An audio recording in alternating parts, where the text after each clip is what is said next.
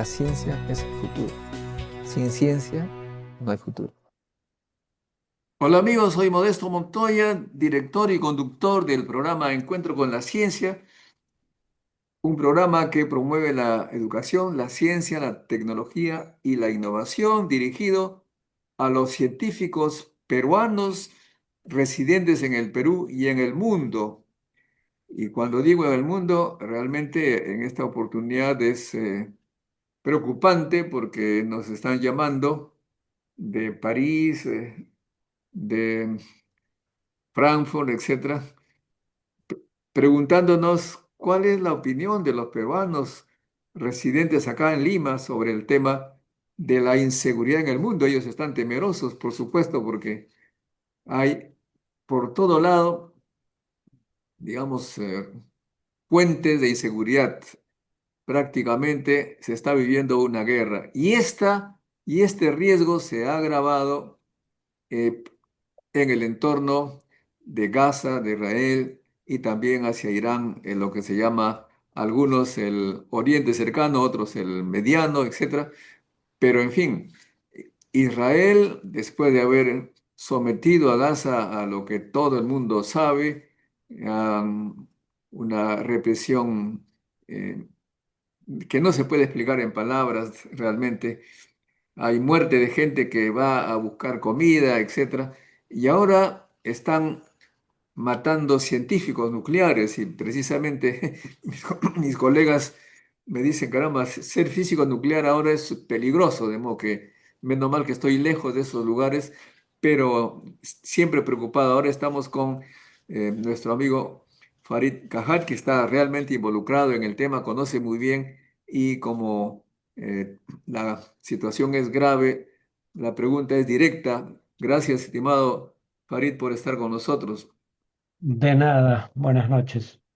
¿Se ha iniciado realmente ya una guerra nuclear? Porque se entiende que la guerra nuclear es cuando están involucradas en la destrucción, bien las facilidades nucleares o el inicio de un bombardeo nuclear. Ya estamos en este campo de la guerra nuclear, ¿te parece eso? ¿Y esto qué proyecciones las ves tú allí en el cercano Oriente, en Europa? La reacción de Trump que parece no muy creíble, que simplemente le comunicaron que no le pidieron autorización, una comunicación, voy a bombardear, etcétera. Él dijo, ah, bueno, ¿qué voy a hacer?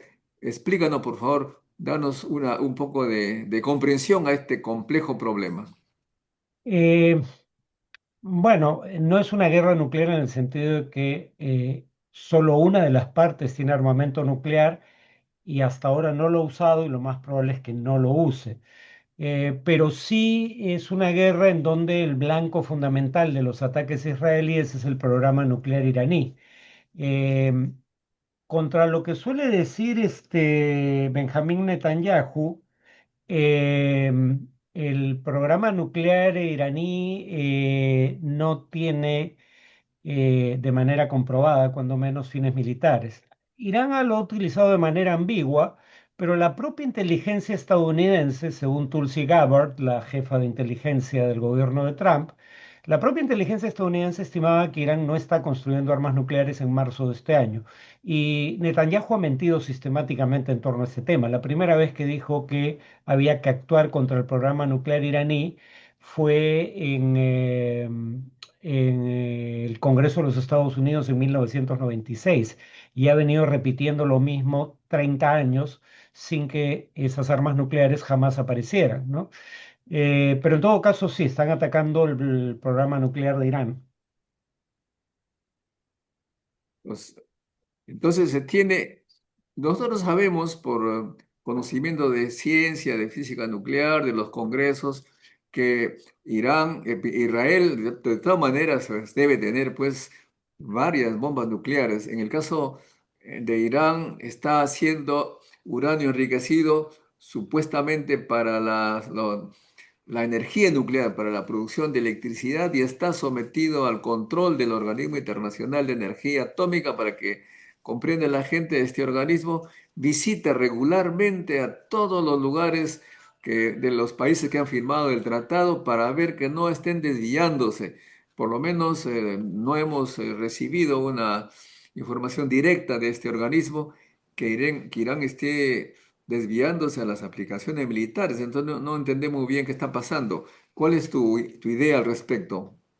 Bueno, Irán estaba sometido a inspecciones de la Agencia Internacional de Energía Atómica, tenía un límite en cuanto al grado en que podía enriquecer uranio y la cantidad de uranio que podía enriquecer, como parte del acuerdo nuclear entre los 5 miembros permanentes del Consejo de Seguridad de la ONU, además de Alemania, con Irán de 2015. Pero Donald Trump se retiró de ese acuerdo unilateralmente y por ende Irán, aunque mantiene inspecciones de la Agencia Internacional de Energía Atómica, no ha venido colaborando de manera regular porque alega que no fueron ellos los que rompieron el acuerdo. Em, Ahora se estaba negociando la posibilidad de un nuevo acuerdo y cuando había programada una reunión para el domingo, resulta que Israel decide atacar de motu propio y para efectos prácticos destruir cualquier posibilidad de un nuevo acuerdo nuclear. Cuando Irán es parte del Tratado de No Proliferación Nuclear, Israel no lo es y aunque no ha detonado una bomba atómica, que es la forma en que se presenta en sociedad una nueva potencia nuclear, no niega tener armas nucleares y sus aliados occidentales, a través de su servicio de inteligencia, indican que cree que tiene un arsenal nuclear significativo. O sea que hay ese temor. Ahora, por esta idea de guerra preventiva, o sea, cualquier país que se siente amenazado de ahora en adelante dice, bueno, hay un peligro que el vecino, país vecino está armándose antes que sea fuerte, voy a destruir todo lo que está haciendo para eventualmente atacarme. ¿Esa es una cosa nueva o ya es antigua esta forma de ver las cosas? Bueno, bajo el derecho internacional que surge tras la Segunda Guerra Mundial no existe la guerra preventiva legítima. La guerra solo es lícita bajo la Carta de la ONU en dos circunstancias. En legítima defensa en caso de ataque armado, se dice explícitamente, aquí no ha habido ataque contra Israel, o si lo autoriza el Consejo de Seguridad de la ONU. El tema ni siquiera fue sometido a consideración del Consejo de Seguridad para que autorice el uso de la fuerza. Porque claro, si no, la idea de ataque preventivo se presta al tipo de manipulación que está llevando a cabo Israel. Israel dice hace 30 años que Irán está a punto de adquirir una bomba atómica y nunca existió, ¿no? Es cierto que Irán maneja de manera, desde que se rompió el acuerdo nuclear, maneja de manera opaca su programa nuclear, pero repito, la inteligencia estadounidense no coincide con la estimación israelí de que Irán estaba trabajando para obtener una bomba atómica. Y sabemos que cuando ocurrió el ataque contra San Hussein también se arguía de que hay peligros, hay probabilidades que se hagan bombas, armas masivas de destrucción. También se usó, me parece, este mismo principio, ¿no? Exacto. Y sabemos en retrospectiva que todo lo que se dijo respecto a Irak, perdón, era falso. Acá es una de estas situaciones en las que uno dice, ¿a quién le vas a creer? ¿A las democracias occidentales o al dictador y carnicero de Saddam Hussein? Bueno, en primer lugar, Saddam Hussein efectivamente era un carnicero y un dictador, pero con ayuda de Occidente cuando combatía al régimen teocrático de Irán. Y en segundo lugar, la paradoja es que el carnicero y dictador decía la verdad y las democracias occidentales mintieron. Irán no tenía un programa nuclear ni tenía armas de destrucción masiva, que fueron las razones esgrimidas para atacarlo, y eso lo sabemos por la investigación del propio gobierno que dirigió la invasión. La CIA, la Central de Inteligencia del gobierno americano, elaboró un informe donde dice que no se encuentra ni planes para construir armas atómicas, ni arsenales de armas químicas o biológicas. Pero en ese caso también se habló de un ataque preventivo. El argumento era que si Irak hace llegar ese tipo de armas a grupos como Al-Qaeda con los que no tenía vínculo, esos grupos no podrían ser disuadidos, perdón, de usarlas contra Estados Unidos. Pero el tema es que ni Irak tenía armas de destrucción masiva ni tenía vínculos con Al Qaeda. Estados Unidos, de lejos, de acuerdo a lo que han invertido en armas, es una recontra superpotencia militar, si se puede decir así, y tiene armas pues para destruir al mundo prácticamente. Algunos analistas señalan que está usando intermediarios para atacar a los que ellos creen conveniente. En el caso tenemos a Ucrania, ahora Israel. ¿Tiene alguna base esas hipótesis? Bueno, sí, Estados Unidos por sí solo representa alrededor del 40% del gasto de defensa global y el único arsenal nuclear comparable al estadounidense es el ruso, por número de cabezas nucleares. Eh, pero como mencionábamos en el caso de Irak, Estados Unidos lanzó la invasión con argumentos que a la postre se demostraron falsos. Lo mismo ocurrió, habría que decirlo, con la guerra de Vietnam. ¿No? Hubo un presunto ataque marítimo contra objetivos de Estados Unidos en Vietnam del Sur que nunca habían ocurrido, nunca hubo confirmación del hecho que Estados Unidos usó como justificación para escalar su presencia en la guerra de Vietnam. La de Irak no fue la primera ocasión en donde la guerra se libró con pretextos falsos. Claro, parece que la anterior metodología de Estados Unidos era intervenir directamente y después de Vietnam más bien utilizaba a terceros en su estrategia global, pero esta situación actual donde hay inseguridad por todo lado prácticamente nos pone al borde de una cosa más seria, ¿no te parece? Sí, estamos en una situación grave porque primero la anexión rusa de Crimea fue la primera ocasión en cerca de 40 años en que un país pretendía anexar territorio por medio de la guerra, pero por lo menos teníamos un consenso virtualmente unánime respecto al hecho de que anexar territorio por medio de la guerra era inaceptable bajo el derecho internacional. Por lo menos todo el mundo tenía claro, o la gran mayoría de países, que Rusia era el infractor. Pero el artículo segundo de la Carta de la ONU no solo prohíbe el uso de la fuerza para dirimir conflictos de interés, sino que prohíbe la amenaza del uso de la fuerza. Y en ese sentido el problema es que ahora Trump quiere emular a Putin, porque amenaza a Dinamarca con la posibilidad de usar la fuerza para obtener territorio que nadie discute, es territorio bajo soberanía danesa, Groenlandia, y amenaza a Panamá con usar la fuerza para obtener control del canal. Entonces ahora Estados Unidos, que cuando menos nunca había amenazado con el uso de la fuerza, había invadido países al margen del derecho internacional, sin duda, pero nunca había amenazado con anexar territorio por medio de la guerra, ahora también lo hace.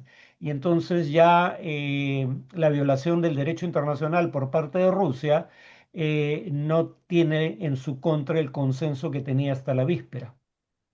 Y lo que está sucediendo en Ucrania, aparentemente, según algunas noticias, es que Rusia está prácticamente destruyendo Kiev y eso sería una derrota para Ucrania, pero sobre todo contra la OTAN y contra Estados Unidos, que aparentemente están involucrados directamente o indirectamente, perdón, en este problema. ¿No sería grave para, digamos, el orgullo, qué sé yo, ese sentimiento de seguridad que tiene Europa y Estados Unidos?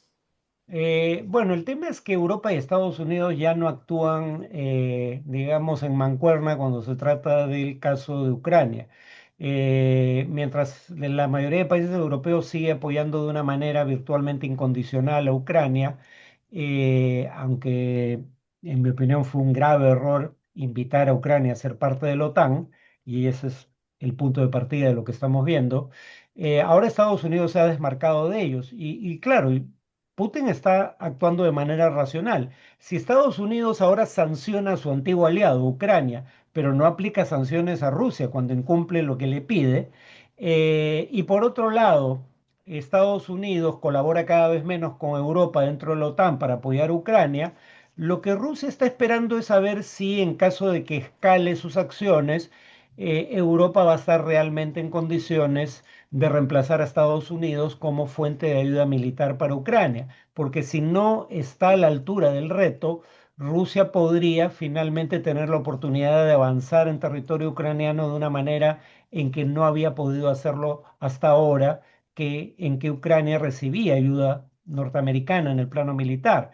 Entonces, eso es lo que los economistas llaman incentivos perversos, ¿no? Las acciones de Trump han acentuado la belicosidad de Putin.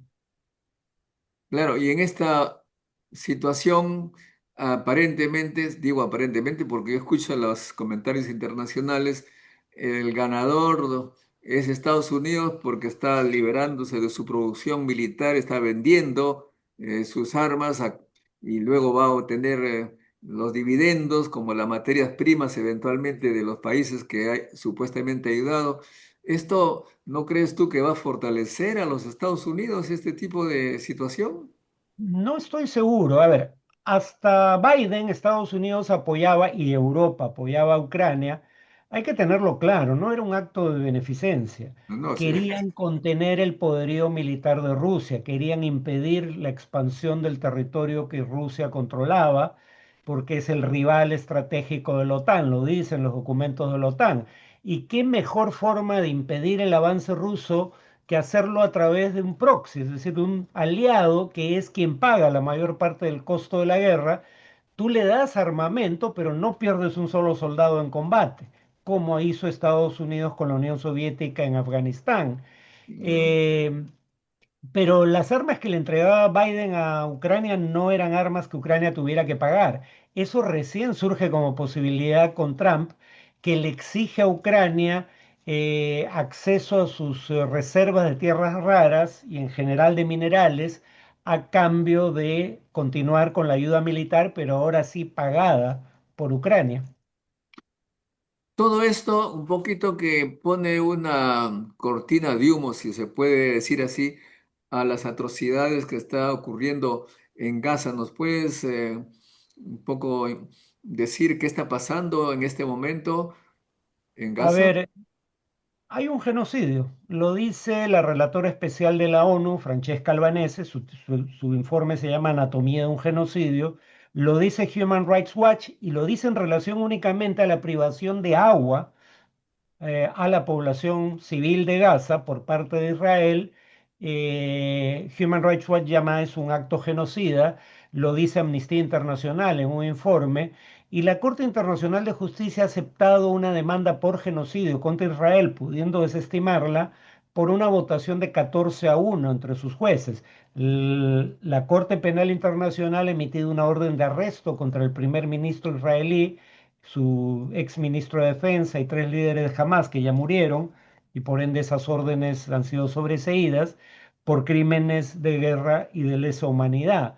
Eh, la, la- la información es abundante, pero el problema es que, claro, ahora Israel puede actuar a discreción en Gaza porque ya nadie está prestando atención a lo que ocurre en Gaza. Las acciones de Israel contra Irán han cambiado el eje de atención hacia el conflicto entre esos dos países.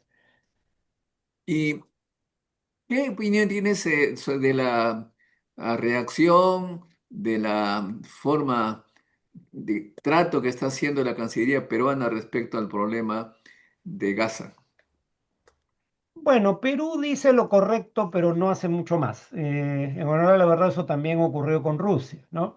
No queremos pagar un costo económico por involucrarnos de acuerdo a los principios que expresa nuestra política exterior, pero lo que sí se puede decir en favor de la política exterior peruana, y eso por acción del personal diplomático, no tanto de los políticos que pasan a veces por la Cancillería, es que el Perú tiene una posición clara de defensa de la legalidad internacional en Gaza como en cualquier otro escenario.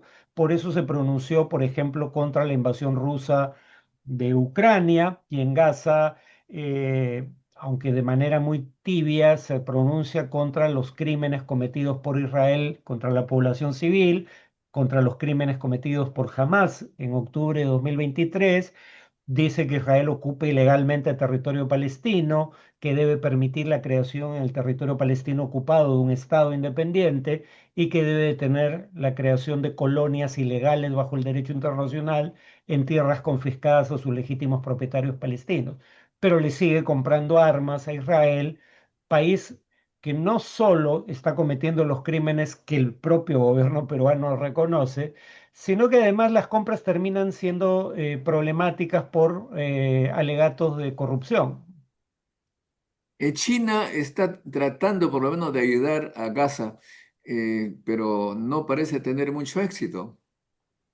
China no está haciendo nada concreto, para ser honesto. China dice que en caso de se desocupe Gaza, Israel retire sus tropas, está dispuesto a concertar esfuerzos con otros países para crear un fondo para la reconstrucción de Gaza. Pero en tanto continúe la guerra, ni está brindando ayuda material, ni está tomando acciones, sanciones, por ejemplo, adoptando sanciones contra Israel. Sí emite pronunciamientos que concuerdan con lo que exige el derecho internacional, pero no hace mucho más que eso, la verdad. Bueno, para finalizar, has escrito un libro para Ujú. entender el conflicto palestino-israelí. La última vez que te entrevisté dijiste que simplemente es una violación de los derechos internacionales, pero en tu libro vas más allá, digamos, a la historia pasada para El libro está escrito como una serie de ensayos que responden a preguntas específicas. Por ejemplo, ¿qué dice el derecho internacional sobre el conflicto palestino-israelí? Pero también preguntas sobre el pasado, sobre si el proyecto sionista, el nacionalismo judío, era un proyecto colonial o no. Son 20 preguntas que respondemos cada quien firmando sus propios ensayos, Rodolfo Sánchez Escorbe y yo. Pero es bastante más amplio que solo el tema de derecho internacional. Muy bien, te agradezco mucho. Sé que tienes otra entrevista. Será hasta una próxima oportunidad para que nos ayudes a comprender por qué el mundo parece dirigirse a una conflagración. Gracias, hasta luego.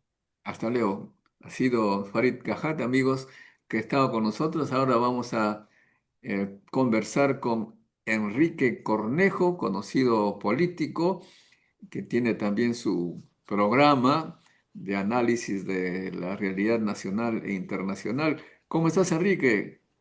Muy bien, Modesto, gracias por la invitación y bueno, escuchando con atención a Farid, que es un especialista en estos temas. ¿Cuál es tu opinión de lo que has escuchado? Bueno, yo tengo una opinión que viene sesgada por mi formación de economista. Yo creo que hace ya algún tiempo se está gestando una gran reestructuración del mundo en lo económico y que obviamente también se traduce en lo político y estratégico. Y que esta reestructuración está motivada entre otras cosas, pero de una manera muy importante, por la tremenda influencia que tienen las nuevas tecnologías de la información y la comunicación en la sociedad. Y entonces está en cuestionamiento, me parece, el famoso estado de bienestar, que es el concepto con el que nos hemos manejado durante todo el siglo XX, ¿no? Hasta ahora lo mantenemos, ¿no?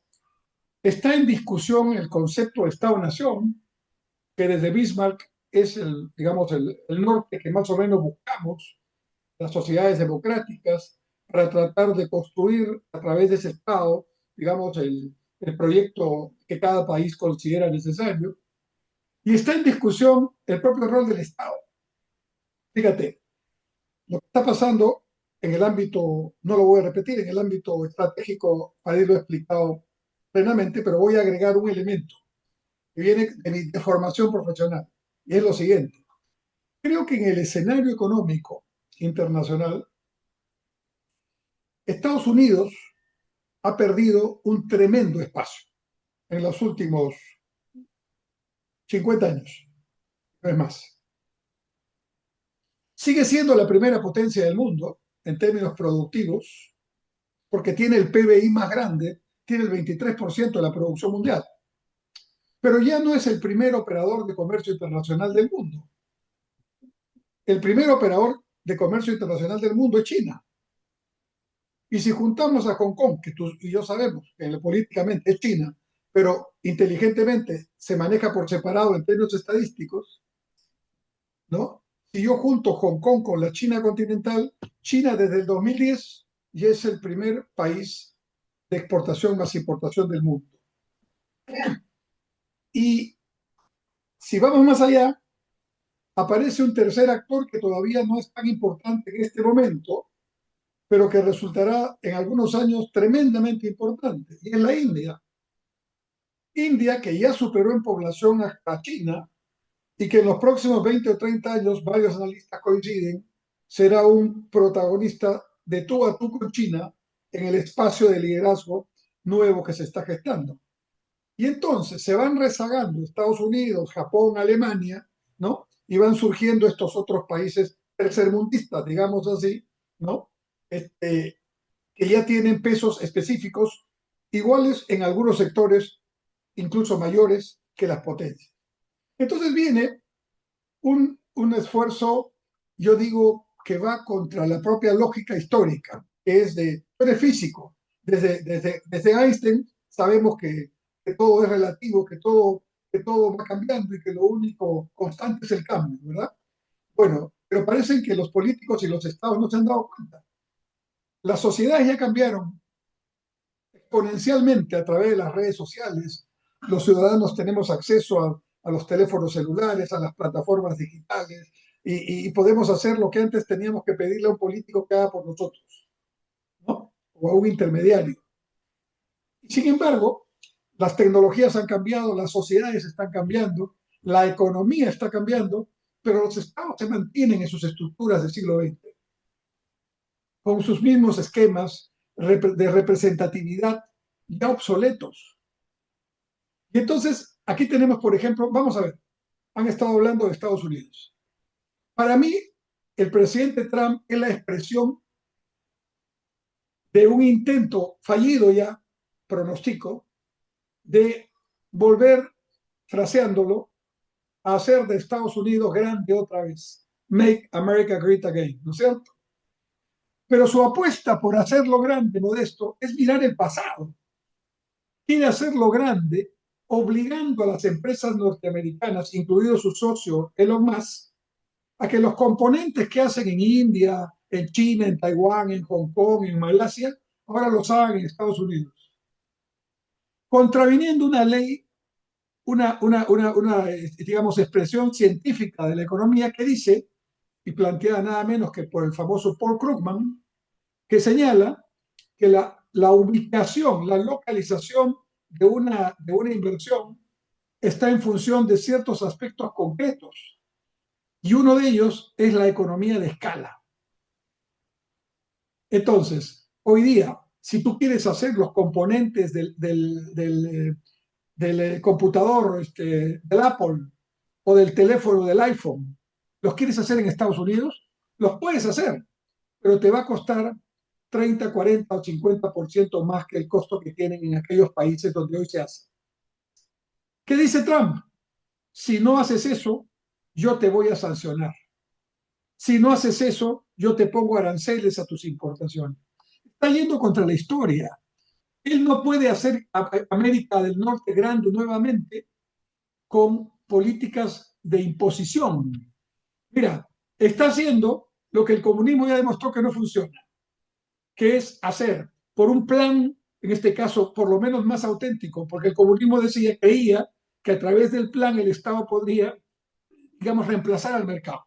Trump quiere reemplazar al mercado no por un plan, sino por su mente que diariamente pretende, a través de su fuerza y su capricho, lograr lo que él considera y que probablemente así ha hecho sus negocios. Pero así no funcionan los estados. Y como en Norteamérica todavía existe algo de balance institucional, en algunos casos le liga y en otros no. Tiene algunos jueces que le han prohibido hacer algunas cosas de las que está intentando en el campo arancelario, en el campo migratorio, y tiene otros jueces que le dan la razón. Pero el sistema se balancea.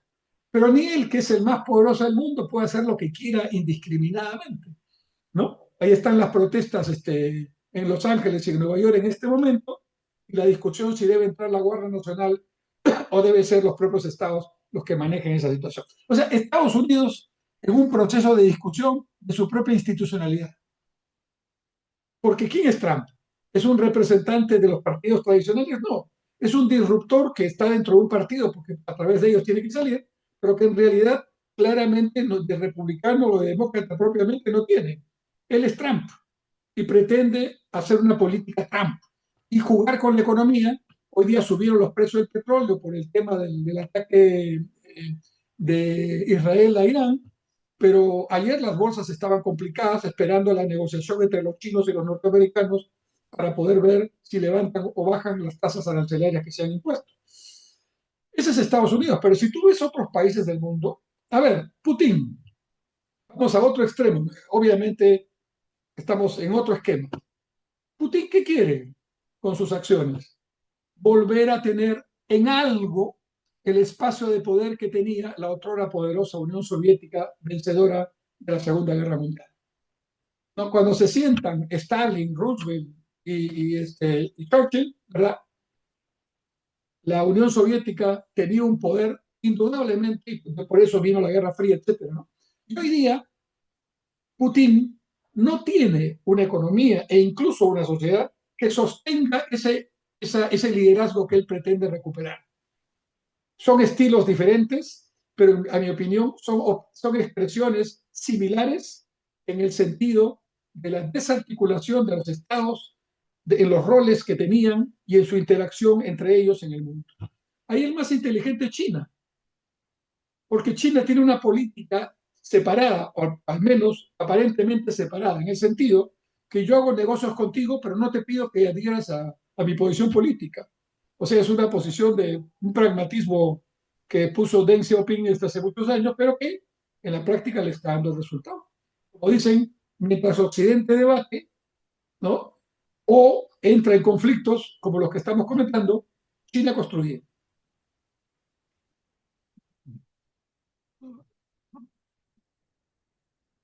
Se te ha congelado. Ah, no. No, Bueno, no, no, te escucho bien, perfectamente. muy bien. Entonces, esta es una competencia económica y lo que están moviendo, pues, es, como dicen, la guerra y la continuación de la política. Pero, en fin, eh, ¿cómo ves tú en este caso la actuación del Perú? Se hace el muertito, no se preocupa de nada, no opina. La Cancillería, aparentemente el mundo está en otro planeta. Bueno, yo respeto mucho a la Cancillería profesional, le tengo un gran respeto, conozco a varios de los embajadores, he trabajado con ellos, los he visto trabajar, sé de su formación, pero sé también que la Constitución señala que la política exterior la lidera el presidente, en este caso la presidenta de la República. Claramente, quien hoy día está en la presidencia de la República no tiene evidentemente posibilidades de desarrollar un discurso articulado sin teleprompter, ¿verdad? Evidentemente, creo que la política exterior le queda muy grande, ¿no? Yo creo que los diplomáticos estarán haciendo lo posible por mantener, digamos, una cierta ecuanimidad, pero no creo que sea muy posible, digamos, lograrlo. Por ejemplo, yo he trabajado con Alan García. Alan García era una persona que podía en unas circunstancias como estas dar un pronunciamiento directamente, políticamente, y tomar posición, ¿verdad? Y por supuesto dentro de los alcances de la Cancillería como soporte técnico para esa posición. Pero evidentemente no pidamos eso pues de la actual presidenta, ¿no? Aquí uno de los seguidores pregunta algo que ha sido motivo de mucha discusión. ¿El Perú está perdiendo su soberanía en el mar por este acuerdo, este tratado que ha firmado la presidenta Dina Boluarte? He escuchado al canciller con mucha atención y me parece que él es una persona seria, que creo que está diciendo el tema tal como es, y he escuchado también al ministro del Ambiente, pero me voy a referir a lo que ha declarado el canciller, ¿no? Que ha estado en esta visita, en esta firma. Lo que se está, digamos, lo que está en juego no es el tema de la soberanía y que fue el tema de la discusión por la cual nosotros no firmamos la Convención del Mar. Lo que está en juego es que en ciertas zonas del océano, en alta mar, digamos, hay algunas acciones que se están haciendo que requieren, digamos, una acción colectiva para proteger digamos, el ecosistema. Y en ese sentido, aparentemente, tampoco soy un especialista en el tema, no estaríamos en contra de nuestra posición soberana en este punto. Eh, Conversamos hace ya buen tiempo sobre la política de Milei. Tú hacías algunas predicciones al respecto. ¿Se están Sí, cumpliendo? sí, Milei ha cumplido la primera etapa de su objetivo. Ok, vamos a hacer una diferenciación. Vamos a diferenciar el Milei ideológicamente más pro mercado que Adam Smith, ¿no es cierto? Y que von Hayek y von Mises juntos, y Friedman, ¿no? Que se ha puesto en esa posición. Y vamos a ver al Milei presidente y los resultados que ha obtenido. Han pasado ya 18 meses de su mandato y ha obtenido una primera victoria económica. Ha bajado la inflación de 2 dígitos a 1, con tendencia decreciente. Y eso, Modesto, nosotros lo sabemos porque hemos tenido hiperinflación aquí, eso se siente inmediatamente en el bolsillo. Si yo tenía 100 pesos el lunes y con esta inflación que había, esos 100 pesos me permitían comprar equivalente a 50 pesos el viernes, hoy día el argentino tiene 100 pesos y puede comprar por 90 pesos el viernes. Esa es la diferencia concreta. Esto se ve en el bolsillo de la persona. No tiene ideología, no tiene que ver con por quién votaron, y lo primero ya se empezó a ver, ¿no? O sea, políticamente ha empezado a obtener en unas elecciones recientes que han habido en algunos cargos ya votación directa por la libertad, ¿no? La libertad avanza. Y cuando vengan las elecciones parlamentarias, estoy seguro que su posición, su bancada va a aumentar. ¿Por qué? Aparte de bajar la inflación, él ha tenido un éxito en otro aspecto, un segundo aspecto. Cuando él hace la liberalización de precios, no la hace en el extremo que la hizo Fujimori, que liberaliza todo y el tipo de cambio lo pone en el acto, lo pone a libre juego la oferta y la demanda. En el caso de Argentina no fue posible hacer eso, porque el Milei encontró, aparte de la hiperinflación, reservas internacionales negativas. A ver, vamos a decir, ¿qué son las reservas internacionales? Es la caja en dólares que tiene un país para cumplir con sus compromisos de corto plazo en dólares. Por ejemplo, para pagar sus importaciones, para pagar su servicio de deuda, etc. Milei lo encontró en negativo, o sea, no tenía caja en dólares para pagar. La deuda de Argentina con respecto a su PBI es cercana al 80%. Es un país sobreendeudado. Para que te des una idea, en el caso de Perú no llega al 35%, 36%. Toda la deuda. ¿Ya? Entonces, si Argentina fuera una empresa ya tuviera que haber sido liquidada, pero los países no liquidan. La gente muere, pero los países no liquidan, ¿no es cierto? Entonces, él encontró reservas negativas, pero no pudo liberalizar el tipo de cambio porque precisamente cuando hay reservas negativas, o sea, cuando faltan dólares, ¿qué va a pasar en el mercado? La gente va a decir, no hay dólares, tengo que tener dólares. Si tengo pesos, tengo que tener dólares. Entonces, ¿qué pasaba? La última vez que fue a Argentina, todavía era presidente Fernández. En el avión bajé, en el aeropuerto, todos los que querían llevarme al taxi me querían cambiar dólares y me preguntaban si tenía billete de $100. Y el taxista me preguntó si tenía billete de $100 con cara pequeña o con cara grande. Me llamó la atención y es que el billete nuevo, relativamente digamos, más cercano de producción, es con la figura más grande del personaje. Entonces es más difícil de falsificar. Ese valía más. Bajé al hotel donde tenía mi reserva y me preguntaron si paga con dólares, aquí le podemos hacer un buen tipo de cambio. Me fui a la cafetería a tomar un café, ¿no es cierto? El mozo me dijo, por si acaso aquí cambiamos dólares y pagamos más que, ¿no? Y así, todos eran cambistas. Bueno, ¿por qué? Porque no se necesita ser economista para darse cuenta que si no hay dólares, el dólar es escaso y por lo tanto el precio sube, ¿no? Y el dólar estaba casi al doble de lo que decía el gobierno. Bueno, ya Milei logró equiparar el dólar oficial, digamos, con el dólar de mercado. Casi están juntos. Y eso es una ganancia extraordinaria de confianza, de estabilidad. Todavía tiene inflación alta, todavía la inflación tiene que bajar, pero ya la tiene en tendencia decreciente.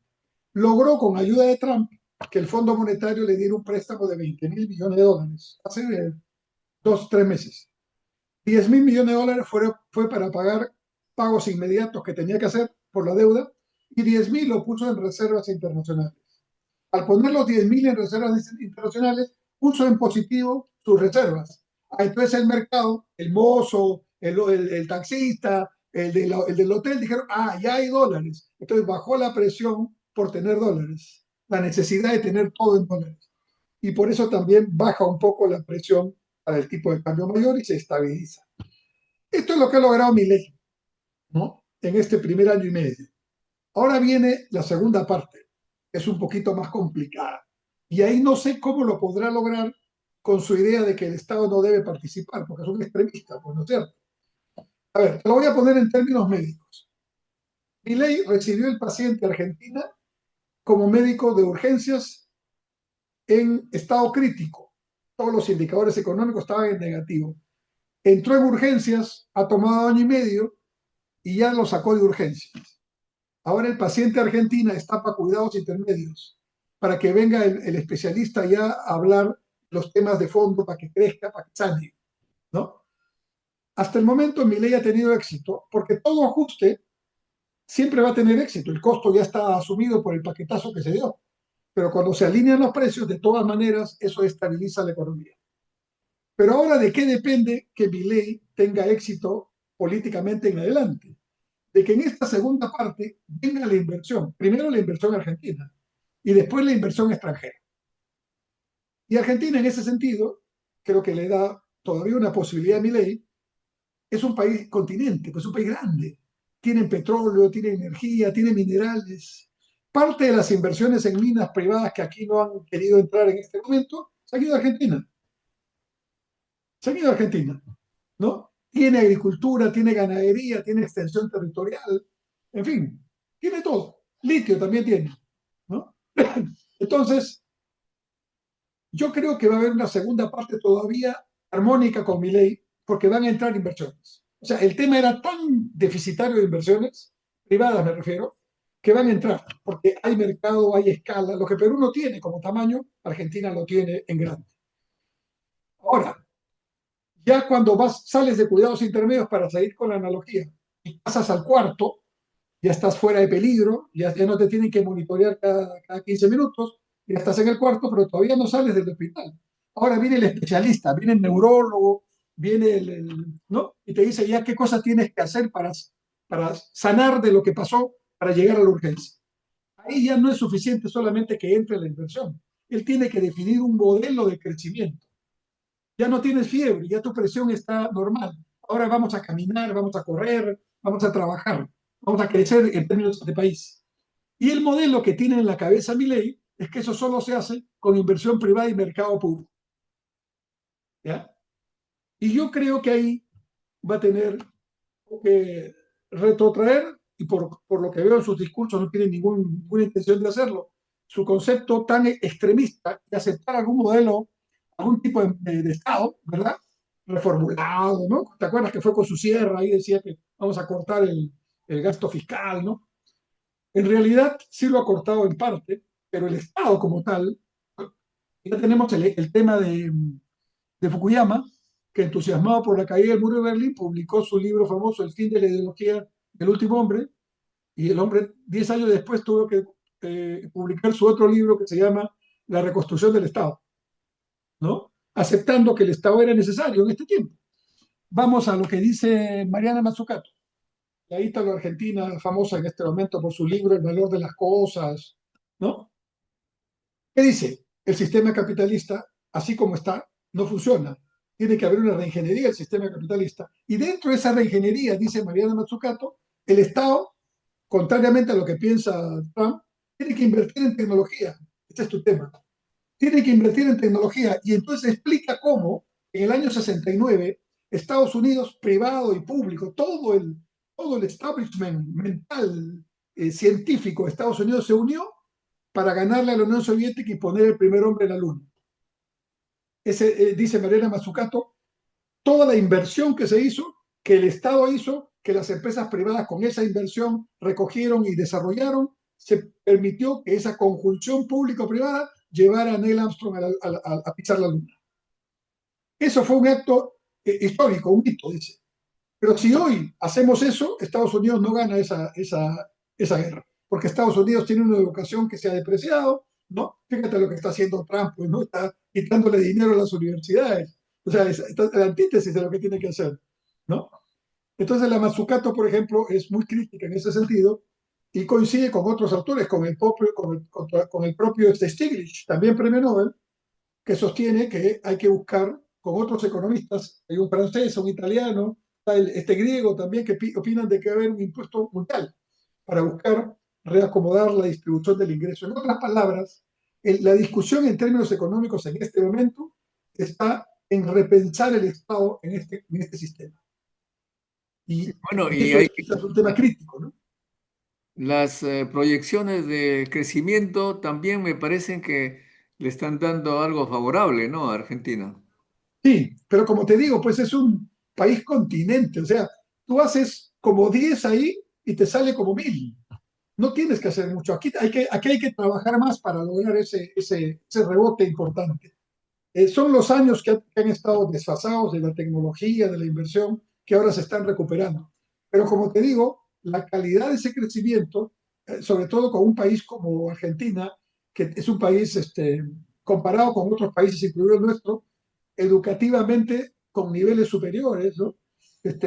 Tú vas a Buenos Aires y encuentras 4 filas de personas que están el domingo tratando de entrar por una entrada libre al Teatro Colón para ver una obra de ópera, ¿no es cierto? Eso no lo ves aquí. Probablemente encontrarás una cola, pero no tan grande, ¿no? Tú ves todo, han estado con recursos muy limitados y ves todos los teatros físicamente empobrecidos, con butacas que no están bien mantenidas, pero llenos. La gente va al teatro, ¿no? La gente va a escuchar música, la gente va a ver ballet. O sea, en ese sentido, es un país que tú le das los elementos, inmediatamente pueden responder.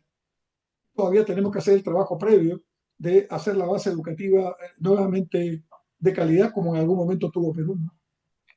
Bueno, tú eres político también, por supuesto.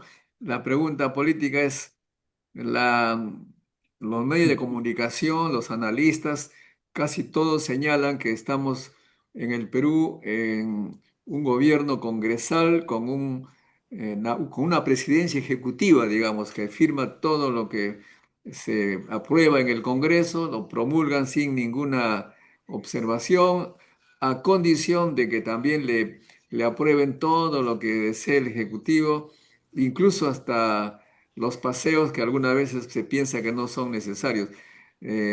Incluso oponiéndose a la vacancia y que la vacancia no va a ir, dicen que va a quedarse hasta el 2026 julio porque la necesitan para seguir firmando todo lo que ellos decidan, lo que incluye impunidad a congresistas, a antiguos militares que han violado niñas, mujeres. Es un poco un caos el que están, es un caos moral, político, etcétera, acá en el Perú. ¿Cuál es tu análisis en tanto que Sí, sí? es una convivencia tácita, ¿no? Se necesitan ambos. Se necesitan ambos. Una para poder llegar al 26 sabiendo que al día siguiente va a tener serios problemas, ¿no? Yo no sé si al día siguiente o en el mismo 28, probablemente va a tener alguna sorpresa, ¿no? O ella tal vez está preparando una sorpresa, no lo sé, pero claramente esa es su preocupación. Pues imagínate, Modesto, una persona que está preocupada por eso. Cuando uno ejerce una función pública, uno tiene que estar preparado para estas controversias, para estas situaciones que en nuestro país se presentan con razón o sin razón, con mucha facilidad. Pero no sé, creo que tiene 28 carpetas abiertas, ¿no? Fiscales me refiero. Entonces, es una persona que ya está mentalmente limitada para tomar decisiones sobre los muchos aspectos sobre los que hay que tomar decisiones faltando un año de gobierno. Han habido, recuerda, un Paniagua que tuvo un año, ¿no? Y otros presidentes que han tenido un año, un mes, un año, 2 meses. Evidentemente se puede hacer en un año un periodo de transición inteligente para crear las condiciones como una aposta para un nuevo gobierno. Pero yo veo que la presidenta está en serias dificultades personales para poder desarrollar esa tarea. Creo que ni la entiende. Entonces, su día, me imagino, sin conocerla y sin estar ahí, debe estar llena de especulaciones de abogados y de analistas que le empiezan a decir, sí, señor, en una serie de temas, ¿no? Le dicen, aprovecha, ándate a Niza, ¿verdad? Ándate a este otro viaje, viaja al Vaticano, ¿no es cierto? Tú eres la primera jefa del Estado. Cuando hay una realidad aquí que, en principio, por lógica política, diría que lo prudente sería quedarse, ¿no? Y afrontar, por ejemplo, de la manera que pueda, pero que se note algún esfuerzo, el tema de la inseguridad, ¿no? Pero claramente no da la talla para este asunto. Y una persona que no da la talla en medio de una contingencia en que tiene tantas posibles acusaciones y de repente, evidentemente, juicios de promedio, pues ya la veo muy limitada. Por otro lado, el Congreso también pues está, no es ninguna novedad que los congresistas, muchos de ellos, nunca habrían llegado al Congreso si no fuera por las condiciones en que se encuentra la ley electoral, ¿verdad? Mira, si no hubiera voto preferencial, yo te aseguro que no soy ningún exagerado, que el 80% de los congresistas que están ahora no hubieran llegado.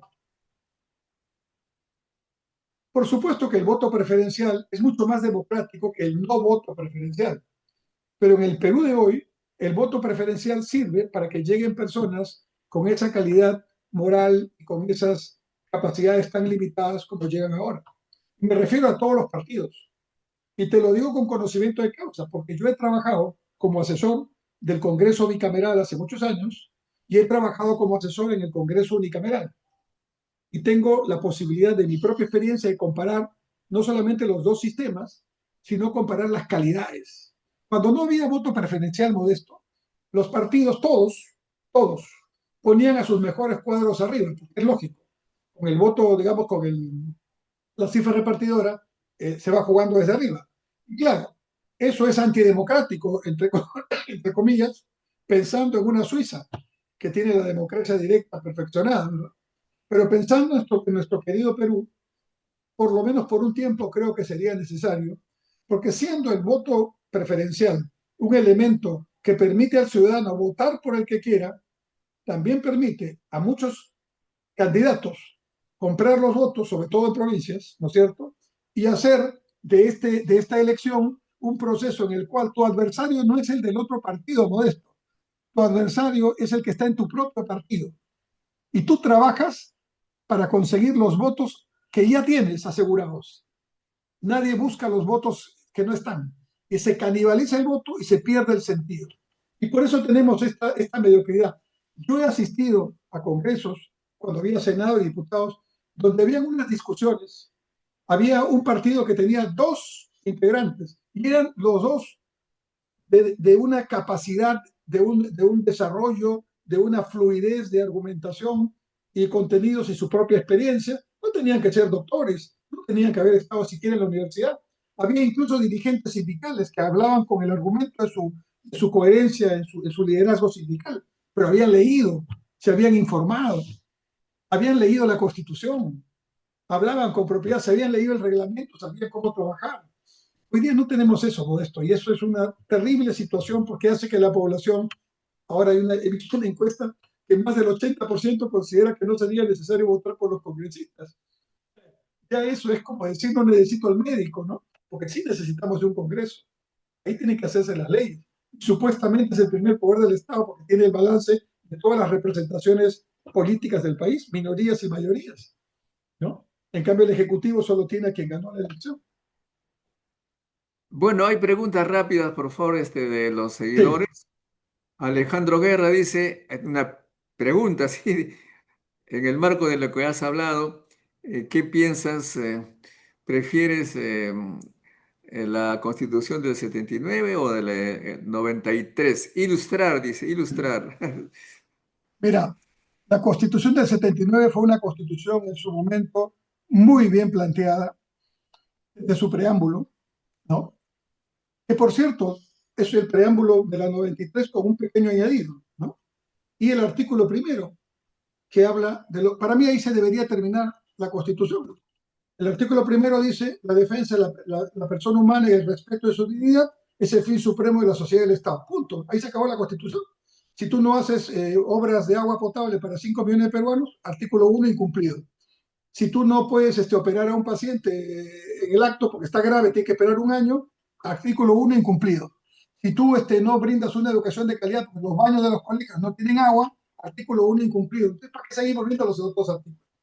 Sin embargo, debo decir que la Constitución del 93 tiene cerca de 60 variaciones, 60 cambios constitucionales. Ya, o sea, la Constitución actual del 93 ya no es la del 93. Es otra Constitución. Claro, yo sé que hay artículos claves, como el artículo 58, el título tercero, es el artículo que nunca se discute. Por ejemplo, a mí me encantaría, Modesto, que en uno de tus programas discutamos el artículo 58 de la Constitución. La iniciativa privada es libre y se ejerce en una economía social de mercado. Incluso los que defienden esta Constitución hablan de una economía de libre mercado, que no manda la Constitución del 93. Habla de una economía social de mercado. Este es equivalente a la de Austria, Alemania, Suecia, Suiza, Finlandia, ¿no? Y más cerca, Costa Rica, Uruguay tal vez, ¿no? Pero donde el Estado y el mercado coexisten con tareas complementarias. Es una discusión interesante, ¿no? Porque aquí todavía hay quienes plantean la economía de libre mercado y otros que hablan de una economía que no existe, pero que le llaman economía estatal de mercado. ¿No? Entonces, me gustaría un debate sobre este tema. Pero para responder concretamente, yo creo que hay aspectos de la del 93 que ya en este contexto no se han implementado y que valdría la pena implementarlos. Creo que hay aspectos de la del 79 que ya están incorporados y otros que se podrían incorporar. De hecho, la Constitución del 93 limita tremendamente las capacidades del presidente, siendo un gobierno presidencialista, el peruano. El presidente tiene mucho menos, y el propio Congreso, mucho menos tareas que realizar, entre otras cosas por el proceso global, ¿no? Sí. Bueno, tenemos otra. Acá, un señor que se llama XR al cuadrado, dice, el billete de $100 tiene dos formatos. Uno es de color azulado y el otro de color tradicional. No sé a qué se refiere. Tiene criptomonedas. La moneda digital de los bancos centrales está en marcha por el BCRP, pero las criptomonedas no son emitidas por el Banco Central. ¿Sabes algo al respecto? Y las criptomonedas tienen una característica, no tienen el respaldo que las monedas, los billetes, el respaldo fiduciario que tienen las monedas físicas y los billetes. Fiduciario viene de fe, ¿no? Y yo tengo la fe que esta institución tiene las reservas suficientes para garantizar que ese billete valga lo que dice valer. La criptomoneda no tiene ese respaldo y ha logrado, sin embargo, un espacio importante del mercado monetario tener demandantes y eso genera unos activos. Pero la pregunta de oro es, en el momento que hay una crisis, y ha habido algunas, ¿quién respalda esa caída? En este momento nadie. Bueno, no se puede aplicar, dice Julino Solís, lo que dice mi ley aquí en el Perú simplemente porque Argentina es diferente. Tiene tres regiones y diferentes relieves, dice. Bueno, cada país es diferente, ningún modelo es exportable al otro. No estoy planteando para nada que se aplique aquí lo que dice mi ley. Es más, no estoy de acuerdo con mi ley en su planteamiento ideológico. Mi ley dice, llega al extremo de decir que el mercado no tiene fallas. Y Muy bien. hay libros que hablan de las fallas del mercado, reconocidas por todos los economistas, ¿no? Hay una parte de la economía que estudiamos de unas fallas del mercado. Por ejemplo, la falla del mercado, una falla del mercado es el monopolio. Otra falla del mercado es el oligopolio, la competencia oligopolística. Ahí no está el mercado funcionando como debe ser. Pero mi ley es un extremista, ¿no? Aquí no se puede aplicar eso. Muy bien. Alejandro Guerra dice, Perú, 72% de informalidad. Bolivia, 84%. Chile, 27%. ¿Por qué tenemos tanta informalidad? ¿Podemos salir del subdesarrollo con esta alta informalidad? Claramente, para comparar Bolivia y Perú nos parecemos mucho en el sentido que nuestra diversidad y lo que esto representa como un potencial, pero también como una situación de manejo digamos, de política pública complicada, porque en medio de la diversidad hay que aplicar políticas públicas adaptadas a cada diversidad. Chile es un país más homogéneo. Chile es un país que, digamos, no tiene las diferencias que hay acá. Pero al mismo tiempo, como Chile no tiene esas diferencias, no tiene el potencial que nosotros tenemos. Por eso Chile no solo está geográficamente aislado, más hacia el lado antártico, sino que además es un país que no tiene tantos recursos y al no tener tanta diversidad, su comida no es muy diversa. Por ejemplo, nosotros hemos hecho de la comida ya un activo, porque ahí hemos aprovechado la diversidad en positivo. Pero en términos económicos y sociales, tenemos importantes sectores de la población que no están conectados con el mercado. Y eso es una parte de la llamada informalidad. O sea, hay la informalidad por no poder ser formal.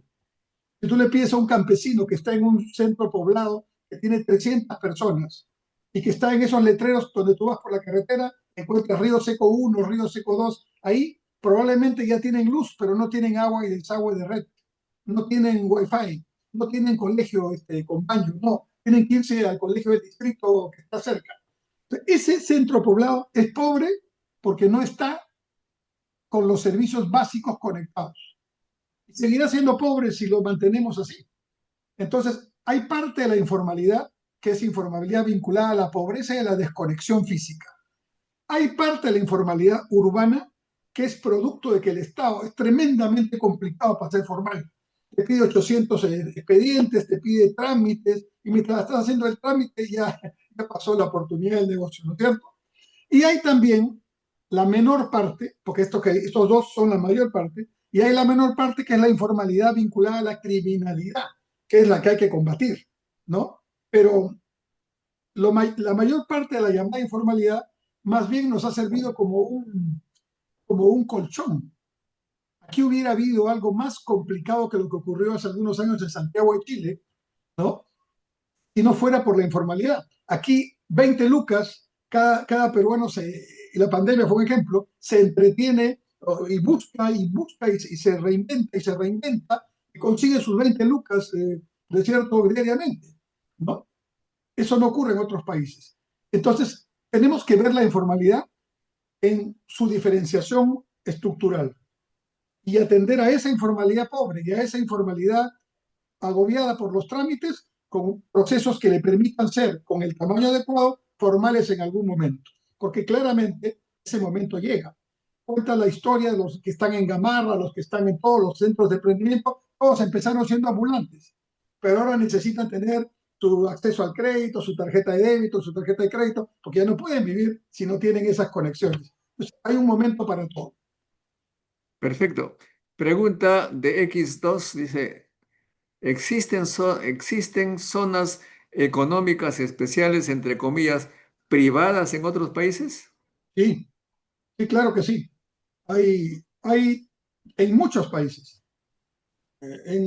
Por ejemplo, se me ocurre en este momento en Dubái, ¿no es cierto? Que es una zona muy conocida. Aquí mismo en América Latina hay varias, ¿no? Y hay de todos los éxitos, las exitosas y las menos exitosas. Lo que claramente queda cierto es que si tú colocas adecuadamente las zonas en los lugares que están cercanos a las infraestructuras más importantes, y aprovechas la localización, ahí van a venir importantes inversiones que nunca hubieran venido al país. Yo lo he visto en Singapur. En Singapur hay una zona que han inventado los singapurenses que tierra no tienen, y han inventado una isla que se llama Sentosa. Y Singapur no tiene una gota de petróleo, de gas, pero tiene a todas las petroleras ahí en Singapur. ¿Cómo es eso? Claro, es que por ahí pasan todos los buques que van del Asia a Oceanía y América y viceversa. Entonces, ha concentrado un hub sin tener el recurso. Perú tiene ahora una privilegiada ubicación que hay que aprovechar, pero hay que aprovecharla también para el sentido del desarrollo peruano. Las zonas económicas pueden ayudar a eso. Perfecto. El futuro puerto espacial peruano, dice, no se convertirá en otra refinería que genera pérdidas. Ambas están en Talara, dice. No, porque la refinería en Talara es inversión estatal. Inversión estatal que ahora estamos pagando todos nosotros, 500 millones de dólares al año nos cuesta ese hueco que se ha creado ahí en Petroperú. El futuro puerto espacial suborbital de Talara va a ser inversión privada, va a ser una concesión, donde el Estado lo que ha puesto para la inversión es la base del Pato, la base aérea del Pato, la pista de aterrizaje y las instalaciones. Pero cuando Proinversión lance ese concurso, el inversionista que venga, que va a ser un privado, va a tener a su riesgo que hacer las inversiones en las plataformas de lanzamiento, en todos los temas de naves, en todos los temas de simuladores, en fin, todo lo que requiere un tema de este tipo.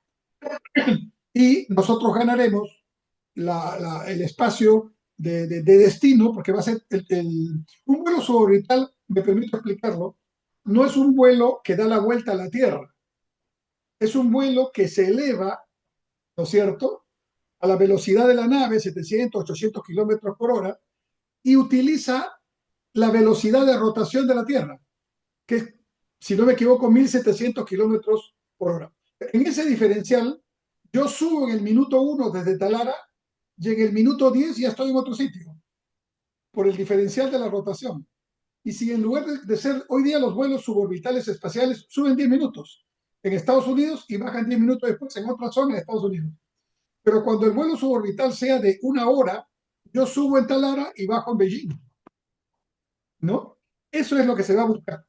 Y además yo no sabía esto, Talara es uno de los 4 lugares en el mundo que tienen la posibilidad de tener esta capacidad de vuelos suborbitales que por la pendiente del eje de la Tierra y por la cercanía al Ecuador, eso lo explicarás mejor tú, Modesto, generan menos energía, necesitan menos energía y son vuelos más seguros, más rápidos.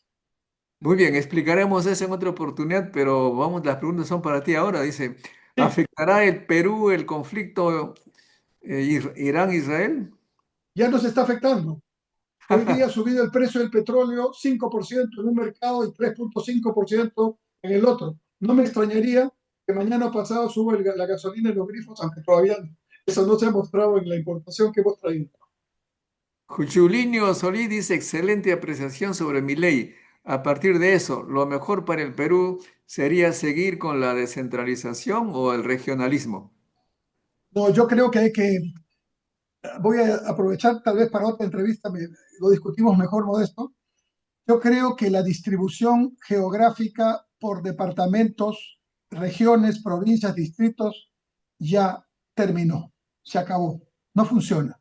Siempre vamos a seguir con pobreza, con discusión entre la zona Aymara y la zona Quechua en Puno, entre Huancavelica del lado del Lircaya Cobamba y del lado de Huancavelica capital, de Arequipa con Moquegua peleándose por el agua y de Ancas con la Libertad peleándose por el Río Santa. Nos han compartimentalizado y eso es español, eso no es del antiguo Perú. Y nosotros hemos reciclado las encomiendas, los corregimientos españoles en provincias, distritos, centros poblados, regiones. Entonces el centro poblado quiere ser distrito, el distrito quiere ser provincia, la provincia quiere ser región. Y de ahí algunas regiones más atrevidas quieren separarse de Perú. Entonces tenemos que repensar esto y entrar en un esquema que ya nos lo enseñaron los antiguos peruanos y también el sabio Javier Pulgar Vidal, que nos dijo hace mucho tiempo, regiones transversales siguiendo la cuenca. Bueno, Jorge dice, algunos congresistas han propuesto un proyecto de ley para nacionalizar Telefónica del Perú por razón de interés público y estratégico. Pregunta, ¿es posible con la actual constitución? No porque tenemos un contrato ley, hay un artículo claramente que dice que hay un contrato que tiene que respetarse con fuerza de ley y ahí hemos concesionado por un tiempo determinado el espacio que usa el operador que se ha mencionado. Yo solo quiero recordar, no sé cuántos años tiene el amigo que está haciendo la pregunta, pero antes que hubiera este tema, nosotros para tener un teléfono tenemos que pagar $5,000 y esperar 2 años. Hoy Muy bien, día, algunos seguidores no están de acuerdo que uno entreviste a un aprista. Dice, bueno, acá bueno, muchas gracias por... Acá entrevistamos nosotros a científicos y el doctor Enrique Cornejo es un economista, de modo que se debe decir ideas, preguntas, pero no etiquetas, cosas que no tienen sentido. La ciencia cree en hechos, análisis, interpretaciones y verificaciones. Y el profesor Enrique Cornejo además enseña, cuéntanos, ¿dónde enseñas? ¿Tienes cursos? Yo enseño en este momento, ya tengo casi 30 años, en la Escuela de Negocios Internacionales de la Universidad Nacional Mayor de San Marcos. Soy profesor principal allí, pero tengo 47 años de profesor universitario. Enseño también el doctorado de políticas públicas en la Universidad Continental, y ya no más porque ya estoy guardando un poquito de tiempo para terminar de escribir algo que estoy... a propósito, es mi libro 42, el libro 41 que publiqué sobre el repensando el Estado en el siglo XXI. Acabo de presentarlo en Arequipa, yo lo he presentado en casi todo el Perú. Y el 20, estás invitado, Modesto, y también los amigos que nos están escuchando, el 10 de julio, en la sala Andrade del Congreso de la República, voy a presentar un ensayo, un pequeño libro, que se titula Nuestra reflexión para el Perú en el siglo XXI, ¿no? Es mi libro 42. ¿A qué se debe que el APRA genera un poco de anticuerpos? Explícanos, por favor. Bueno, esto es parte de la historia del Perú, ¿no? Durante muchísimos años el aprismo y el antiaprismo convivieron y explicaron buena parte de lo que pasó y lo que no pasó en el Perú. Ahora eso se ha reemplazado por el fujimorismo y el antifujimorismo. Antes era el militarismo y el antimilitarismo. Somos un país de los antis. Pero yo quiero recordar que eso no es bueno para la salud de una democracia. El último presidente que entró con votos legítimos, democráticos y aluvionales fue Alan García en su gobierno 85-90. El anterior había sido Fernando Belaúnde. García entró con casi 45% de los votos, no llegó a los 50, pero Alfonso Barrantes, gran líder de izquierda, tuvo la generosidad democrática de decir no vayamos a una segunda vuelta, vamos a perder tiempo y plata, y así se pudo ya concretar el gobierno de Alan García, primer gobierno. Después de eso, Fujimori entra para que no entre Vargas Llosa, o sea, el antivoto funcionó. Fujimori estuvo todo el tiempo que estuvo, no lo contamos a Paniagua porque estuvo en un gobierno de transición. Toledo entra para que no entre García, el antivoto volvió a funcionar. Luego se va García y entra Ollanta Humala para que no entre Keiko Fujimori. Se va Ollanta Humala y entra PPK para que no, primero para que no pase Verónica a la segunda vuelta, y en la cola todos empezaron a votar por PPK en la primera vuelta, y luego en la segunda vuelta para que no entre Keiko. Y luego, en la elección del 21, entra Pedro Castillo para que no entre también principalmente Keiko. Tenía sus votos, pero el antivoto fue fundamental en la segunda vuelta. Entonces, hace ya 40 años que en el Perú el que gana no es el que tiene los votos mayoritarios, sino digamos, el que permite que no entre el otro. Y eso explica en buena parte las diferencias del anti y del pro. Y eso nos ha hecho mucho daño. Yo como soy profesor universitario, como tú, estoy cerca de la juventud. La juventud tiene otra mentalidad, una mentalidad más hacia adelante, más aquí y ahora. Es cierto, tiene sus desventajas, pero la ventaja que tienen es que no andan en rollos. Oye, tú hace 30 años me dijiste esto, nunca te voy a perdonar, ¿no es cierto? Y bueno, la historia política también es así. Y entonces hay esas etiquetas. Pero a mí me da mucho gusto que cuando estoy en un debate, cuando estoy en una conferencia, sale pues, en mi currículum sale ex ministro del gobierno aprista, ¿verdad? Todo el mundo, o algunos del auditorio empiezan a mirarme medio raro, a ver qué va a decir, ¿no? Y me da muchísimo gusto que en medio de la conferencia ya esas personas tienen otra visión, porque ya escucharon lo que dije, pues, ¿no es cierto? Podrán estar en desacuerdo, pero no podrán decir, no es un argumento que está consistentemente planteado. Así que al amigo que te ha criticado, lo que le digo es, aprendemos a conversar, a dialogar con respeto. Yo he tenido muchos amigos de la extrema izquierda, que ya no están lamentablemente, pero con los que tenía conversaciones largas y muy respetuosas, porque eran personas honestas, eran personas coherentes y eran personas que luchaban por sus ideales con mucha pasión. Yo respeto mucho eso. Para terminar, y precisamente en ese sentido del que estás hablando, hay una pregunta de un seguidor que dice, ¿y cuáles son las predicciones que tiene el doctor Enrique Cornejo para el 2026? Supongo que no tiene ninguna, no hay Si un yo tuviera variante. una, si ¿Contra yo quién tuviera vamos a una votar? predicción, ya estaría trabajando en otro lugar del mundo, pero esto es bien difícil. Realmente es como una, guardando las distancias, esto es como el juego del cuy, ¿no? ¿A dónde va a entrar el cuy? No, yo sí creo que hay que actuar con responsabilidad. Yo me leí los 18 planes del 2021, está en mi canal, dediqué un capítulo a cada partido, y hoy prometo que me voy a dedicar a leer los 43, ojalá que sean 43 planes, y por lo menos no lo leeré completo, pero voy a hacer alguna comparación de dos o tres cosas. Primero quiero saber si leyeron la Constitución, Ah, bueno, ¿no? Segundo, quiero saber que lo que prometen se puede hacer en un periodo de 5 años. Y tercero, quiero preguntarles o quiero saber cómo lo van a hacer y cómo lo van a financiar. Y con eso me siento contento. Y luego que el elector tome su decisión. Pero eso sí, por favor, no cometamos el error de votar en blanco viciado. Votemos por alguno de los candidatos. Y ahora tenemos alta oferta. Votemos por alguno. No dejemos de ir a votar. Porque luego nos cuesta este asunto mucho, mucho. Vayamos a votar y hagámoslo conscientemente. Muchas gracias, Enrique. Ha sido un gran placer. Has tenido muchas preguntas. No vamos a seguir más porque ya es muy tarde. Y te deseo suerte en todo y sobre todo para tus alumnos que aprendan cada vez más. Gracias. Hasta un Gracias, próximo. Modesto. Gracias a tus televidentes también.